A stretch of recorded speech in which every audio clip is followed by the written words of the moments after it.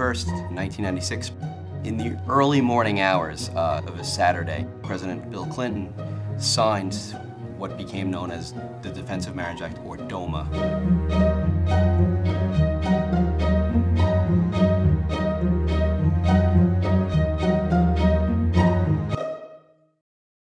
He would sign it late at night to avoid as much publicity for it as possible. The purpose of it was to allow one state to disregard a marriage entered into in another state if it was a same-sex marriage.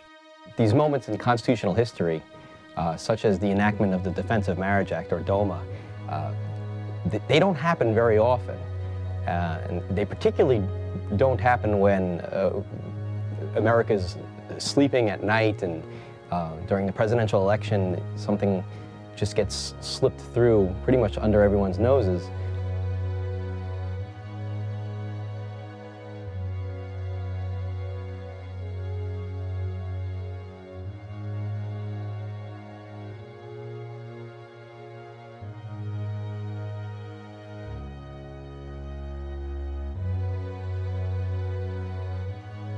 What's being overturned is the full faith and credit clause of the United States Constitution.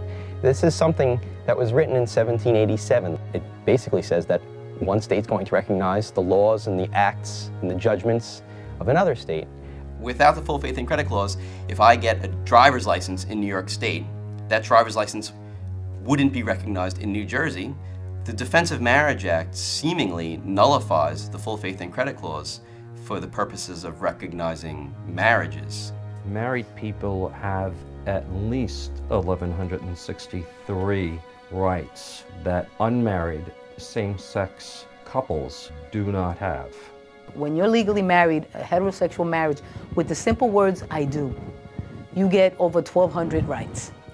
Even with a civil union, you can draft documents to provide for your partner, but you can't draft documents that will give your partner benefits such as governmental entitlements than any other married couple would have.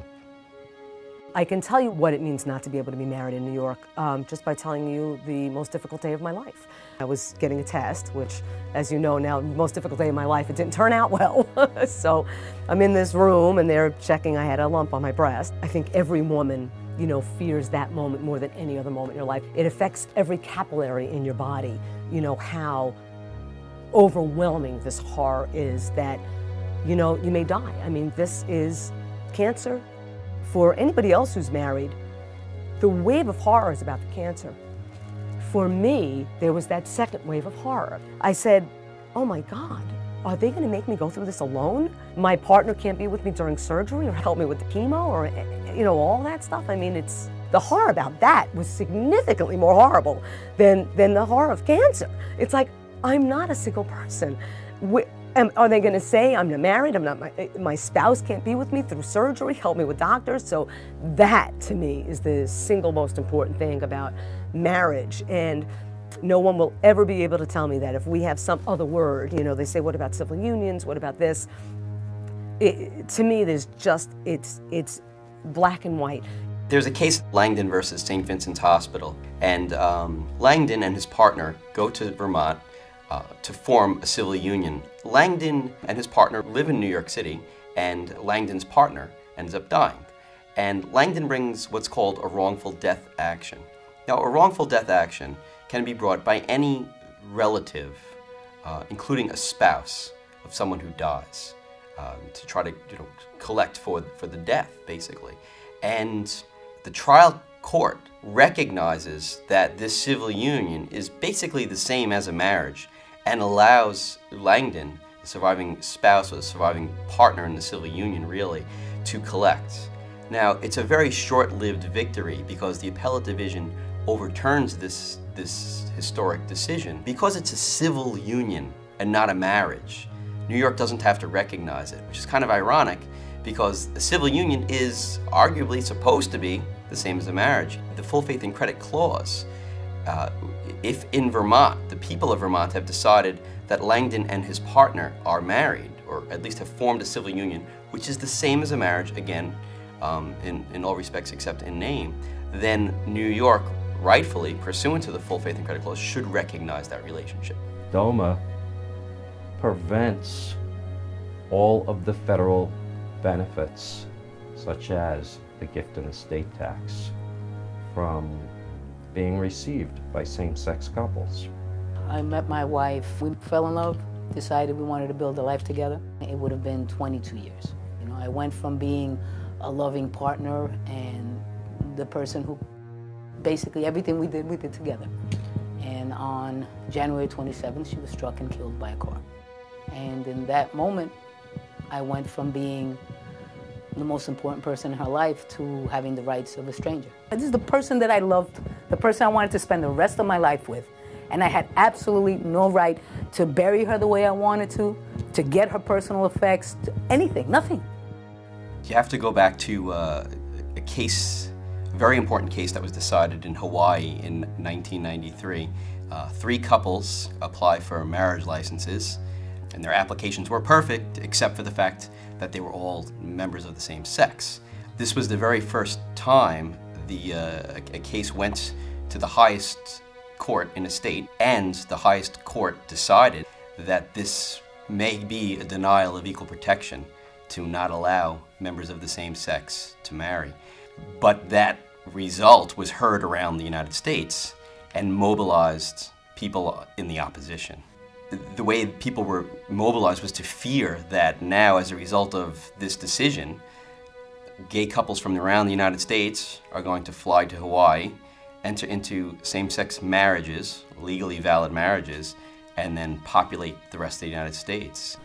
Equality for LGBT people is a very important symbol. Symbols that affect each and every one of us, particularly the youth, when parents are actually able to realize being gay and lesbian is not wrong, because when we have these laws that discriminate against us or that prevent us from being protected, it sends out a message saying we are second class, something's wrong with us, and loving parents don't want their children to be like that. Earl Warren wrote, marriage is a fundamental right, and older even than the Constitution, you know, older than the government, and to deny a fundamental right to people, it just goes against our basic principles in this country.